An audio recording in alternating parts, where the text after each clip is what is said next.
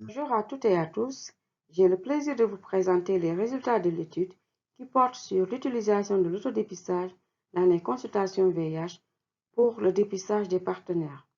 Retour d'expérience au Mali.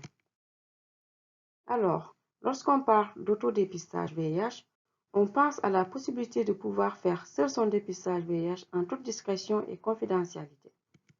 Il permet alors de remettre des autotests VIH à des personnes qui vont les redistribuer. C'est ce qu'on appelle la dispensation secondaire. Ainsi, dans les consultations des personnes vivant avec le VIH, il est envisageable de remettre un autotest aux personnes infectées pour qu'elles puissent le proposer à leurs partenaires. On parle alors de dépistage des cas index. Dans le cadre de la promotion des autotests, le projet Atlas prévoit notamment l'intégration de l'autodépistage dans les consultations VIH au Sénégal, en Côte d'Ivoire et au Mali.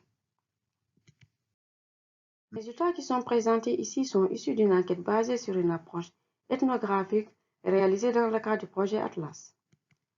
L'objectif général de l'enquête ethnographique est de documenter les freins et les opportunités à la dispensation des autodépistages au PV-VIH pour leurs partenaires sexuels, notamment en dispensation secondaire. L'étude a été réalisée dans une clinique de prise en charge des personnes vivant avec le VIH à Bamako, dans la capitale du Mali, entre septembre et novembre 2019.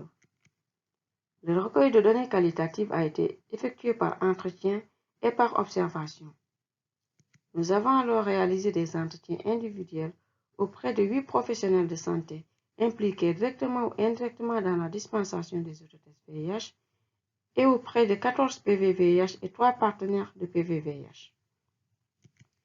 Des observations de 591 consultations de patients menées par un médecin, un infirmier ou une assistante sociale et 7 causeries avec des PV-VIH animées par des pères éducateurs ont été réalisées. Ces observations ont nécessité la présence de l'anthropologue et de son assistant au sein de la structure pendant au moins 2 mois et demi. Elles consistaient à observer le fonctionnement de la clinique et le déroulement de la dispensation des autotests. Il s'agissait plus précisément de noter les interactions soignants-soignés, les attitudes des patients face à la proposition des autodépistages par les soignants, comment l'autotest est abordé par le personnel de santé, etc. Maintenant, je vais vous présenter 3 principaux résultats. Premièrement, nous avons constaté qu'il y a un faible partage de statut sérologique VIH+ avec le partenaire. Deuxièmement, l'absence de partage de statut VIH+ au sein du couple est un obstacle à la dispensation de l'autodépistage, aussi bien du côté du soignant que du côté du patient.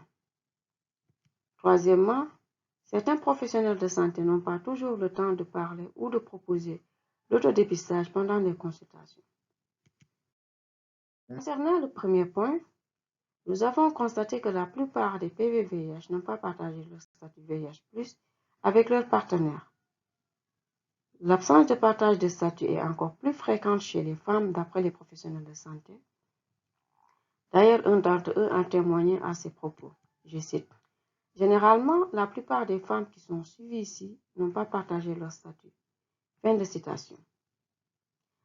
L'absence de partage de statut au sein du couple n'est pas sans conséquence pour la dispensation secondaire des autodépistages au PV-VIH pour leurs partenaires, comme nous pouvons le voir dans les résultats suivants.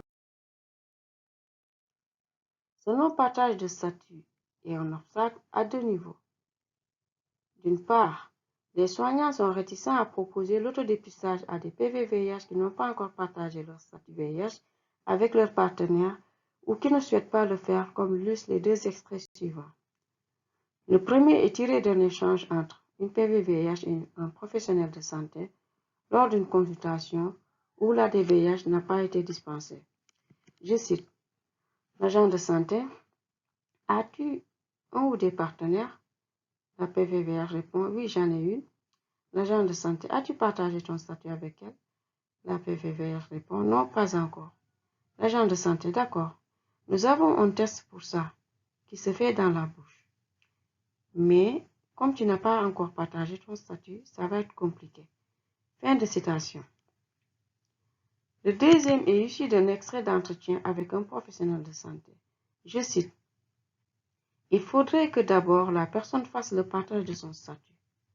Sinon, on propose à la personne de faire le partage, parce qu'on ne peut pas donner le test comme ça à une personne qui n'a éventuellement pas fait le partage de son statut.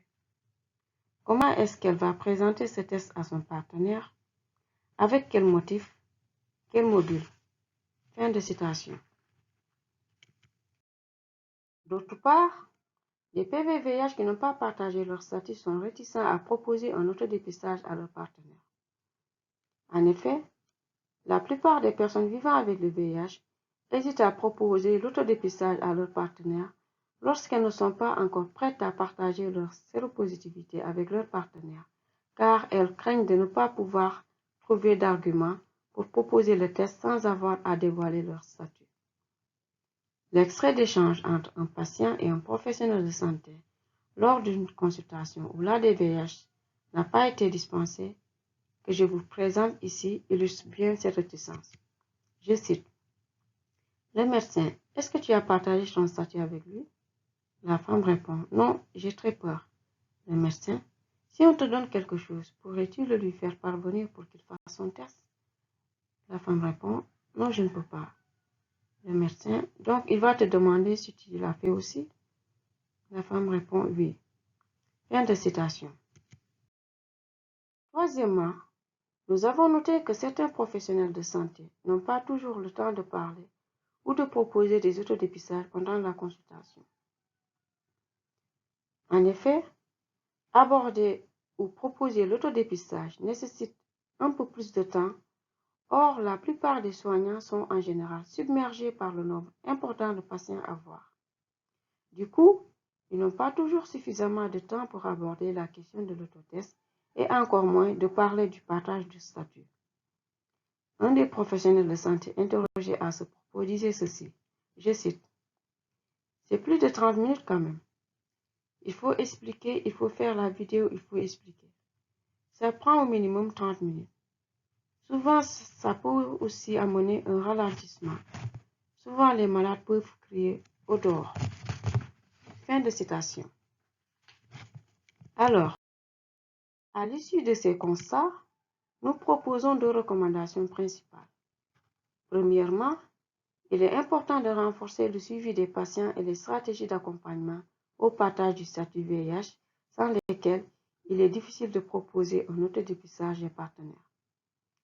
Cela impliquerait de connaître, par exemple, qui parmi les PVVH a partagé son statut ou non, et cela permettra d'aborder le sujet de manière régulière pour un suivi de ceux qui n'ont pas partagé leur statut et de proposer des stratégies d'accompagnement pour faciliter le partage. Deuxièmement, il est aussi important de définir un circuit clair de dispensation de l'autodépistage intégrant la délégation des tâches qui permettrait de décharger les médecins et de mieux impliquer les acteurs communautaires. Comme limite, nous tenons à préciser que cette étude a été réalisée dans un centre de santé et en début d'introduction des autotests, c'est-à-dire 3 mois après le démarrage de la dispensation des autotests au Mali. Et donc, forcément, les choses ont dû évoluer depuis. D'ailleurs, ces observations ont été discutées par les partenaires au Mali au cours de la mise en œuvre. Cependant, si tout n'est pas généralisable, les leçons apprises peuvent nourrir la réflexion dans d'autres contextes, notamment lorsque le partage du statut au sein du couple est faible. En perspective, un retour de terrain est prévu au Mali afin de documenter et d'analyser les évolutions des pratiques constatées lors de la première enquête. La même étude basée sur une enquête ethnographique est en cours en Côte d'Ivoire.